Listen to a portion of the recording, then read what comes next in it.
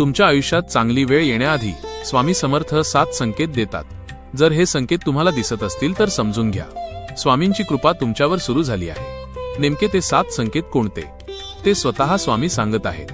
माझ्या प्रिय भक्तांनो, तुम्हाला कधी कधी वाटतं की तुमच्या आयुष्यात काहीच चांगलं घडत नाही. संकट, अडचणी आणि निराशा सतत तुमच्या मागे लागली आहेत. पण लक्षात ठेवा, जेव्हा तुमच्या आयुष्यात चांगली वेळ येण्याच्या अगदी जवळ असते तेव्हा मी तुम्हाला काही शुभ संकेत देत असतो.